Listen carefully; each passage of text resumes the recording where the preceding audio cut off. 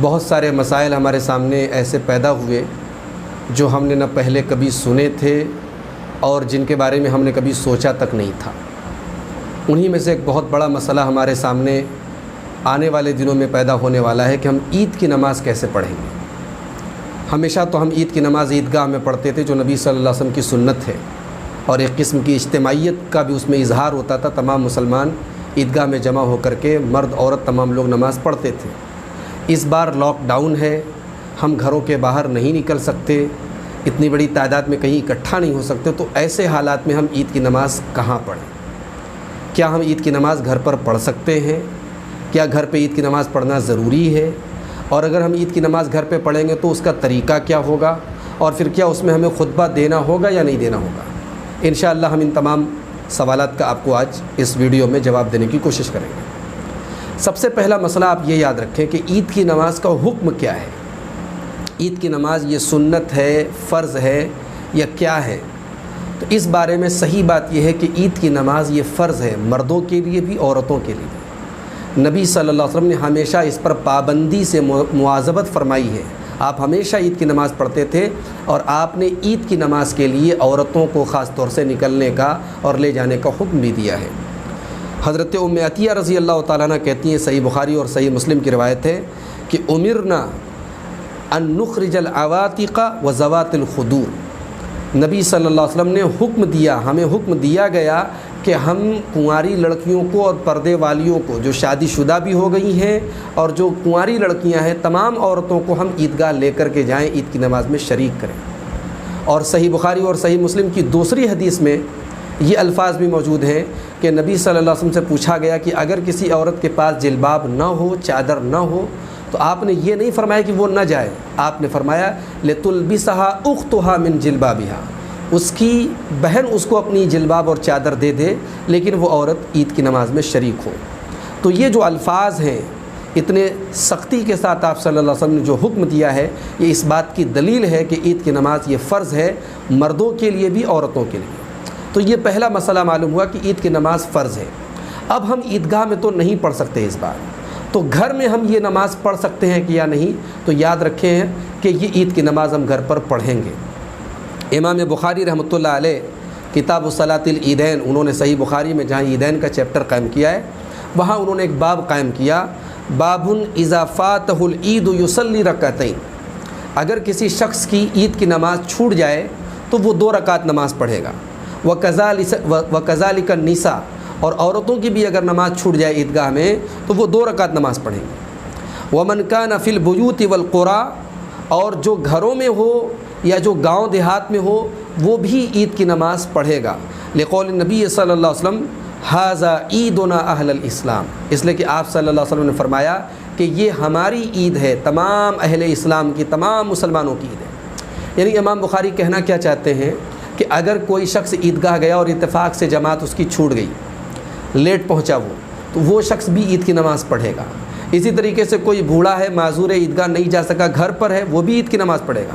کوئی شہر میں نہیں ہے، گاؤں دیہات میں، وہ بھی عید کی نماز پڑھے گا، کیونکہ عید کی نماز سارے لوگوں پر فرض ہے۔ اور امام بخاری نے استدلال کیا ایک حدیث کے ٹکڑے سے کہ اللہ کے نبی نے فرمایا کہ یہ ہم سب کی عید ہے، اہل اسلام کی عید ہے۔ اب ظاہر سی بات ہے کہ اہل اسلام میں چھوٹا بڑا مرد عورت سارے لوگ شامل ہیں۔ اس کے بعد امام بخاری کہتے ہیں کہ وہ امر انس بن مالک مولاہم ابن ابی عتبہ، حضرت انس بن مالک رضی اللہ تعالیٰ عنہ نے اپنے غلام ابن ابی عتبہ کو حکم دیا بالزاویہ، زاویہ کے اندر، یہ زاویہ جو ہے یہ بصرہ سے 2 فرسخ کی دوری پر ایک گاؤں کا نام ہے۔ تو زاویہ میں حضرت انس بن مالک نے اپنے غلام کو حکم دیا، فجمع اہلہ وبیتہ، اور آپ نے اپنے گھر والوں کو اور اپنے بیویوں کو سب کو اکٹھا کیا، فصلاہ بصلاۃ اہل مصر، تو غلام نے نماز پڑھائی جیسے شہر والے نماز پڑھتے ہیں عید کی نماز، ویسی نماز پڑھائی، وہ تکبیرہم، اور جیسے وہ اپنی نماز میں زائد تکبیرات بولتے ہیں ویسے گاؤں میں حضرت انس کے غلام نے ان کو نماز پڑھا۔ اس سے کیا معلوم ہوا؟ اس سے یہ معلوم ہوا امام بخاری اصل میں ان لوگوں کا رد کرنا چاہتے ہیں، اس موقف کا رد کرنا چاہتے ہیں جو عید کی نماز کے لیے شہر کی شرط لگاتے ہیں۔ امام بخاری کہنا چاہ رہے ہیں نہیں، گاؤں کے اندر بھی جو لوگ رہیں گے وہ بھی عید کی نماز پڑھیں گے۔ اس کے بعد امام بخاری اکرمہ، حضرت اکرمہ رحمۃ اللہ علیہ کا ایک اثر نقل کرتے ہیں، کہتے ہیں اہل السواد یجتمعون فی العید یصلون رکعتین، گاؤں والے بھی عید کے موقع پر اکٹھا ہوں گے اور 2 رکعت نماز پڑھیں گے، کما یصنع الامام، جیسے شہر کے اندر جو لوگوں کا امام ہوتا ہے وہ کرتا ہے۔ وقال عطا، اس کے بعد امام بخاری حضرت عطا کے قول نقل کرتے ہیں، اذا فاتہ العید صلی رکعتین، اگر کسی شخص کی 2 رکعت نماز چھوٹ جائے، اگر کسی شخص کی عید کی نماز چھوٹ جائے تو وہ 2 رکعت نماز پڑھے گا۔ یہ امام بخاری نے یہ اتنے اقوال جمع کیے ہیں، ان سب کا خلاصہ یہ ہے کہ عید کی نماز فرض ہے، اور گاؤں میں، دیہات میں، شہر میں، ہر جگہ لوگ عید کی نماز پڑھیں گے۔ اگر کسی وجہ سے کسی کی عید کی نماز چھوٹ جائے تو وہ بھی گھر میں 2 رکعت نماز پڑھے گا۔ محترم ناظرین، ہمارے سامنے جو موجودہ حالات ہیں، یہ بات آپ یاد رکھیں کہ ایسے حالات ہمیں احادیث میں کہیں نہیں ملتے۔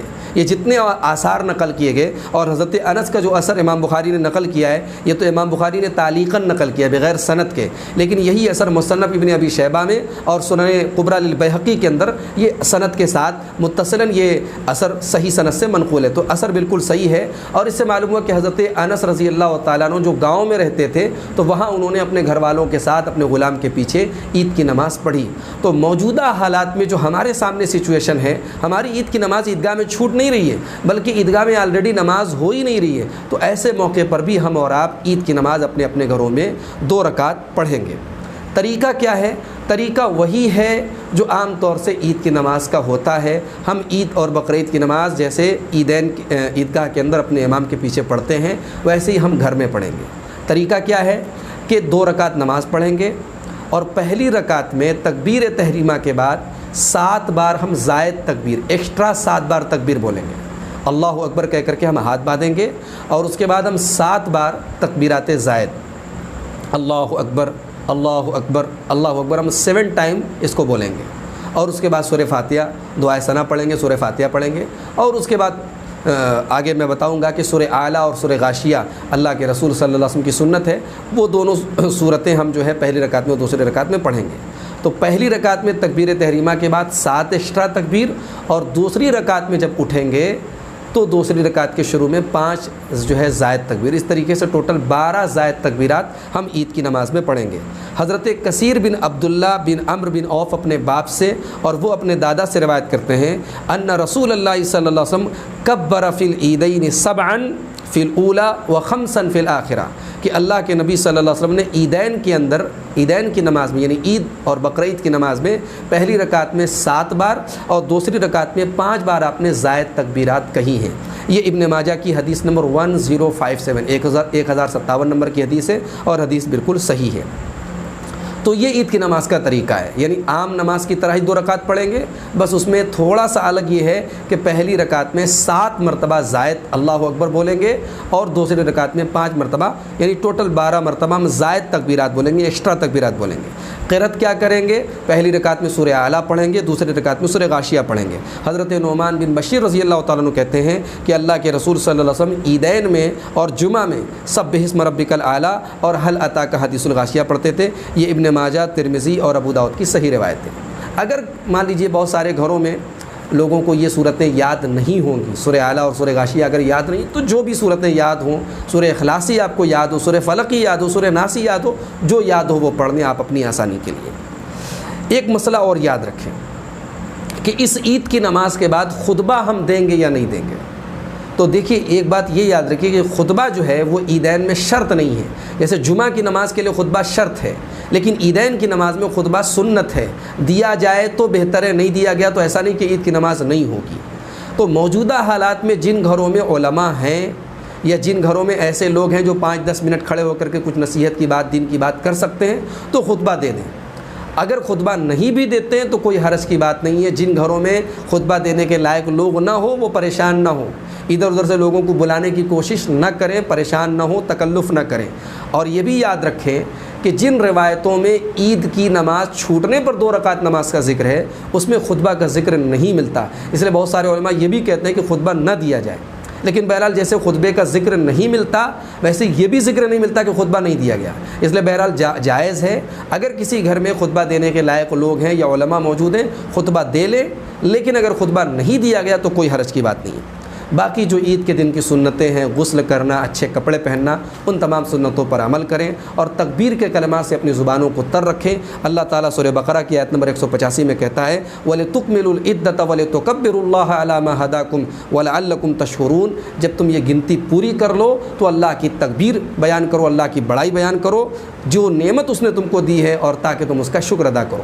لہٰذا اللہ اکبر لا الہ الا اللہ واللہ اکبر وللہ الحمد، یہ جو تکبیر کے کلمات ہیں ان کو ہم گھر میں بھی عید کی نماز کے پہلے ہم اس کو پڑھتے رہیں گے، دہراتے رہیں گے۔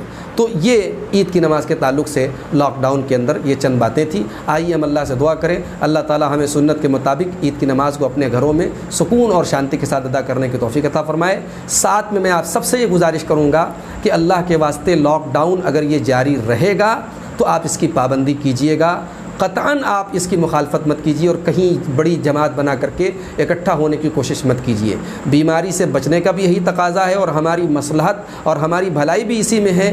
ملک کا جو فرقہ پرست میڈیا ہے وہ ہمارے اوپر نشانہ بنانے کے لیے تیار ہے، ہماری ایک غلطی سے وہ چنگاری کو آگ بنا سکتا ہے۔ اس لیے ہمیں بہت ہوشیار اور محتاط رہنے کی ضرورت ہے اور خود اپنے آپ کو ہلاکت میں، اپنے آپ کو اور اپنی قوم میں ڈالنے سے ہمیں اور آپ کو بچنا چاہیے۔ اللہ تعالی ہم سب کو اس کی توفیق عطا فرمائے، آمین۔ وآخر دعوانا ان الحمد للہ رب العالمین۔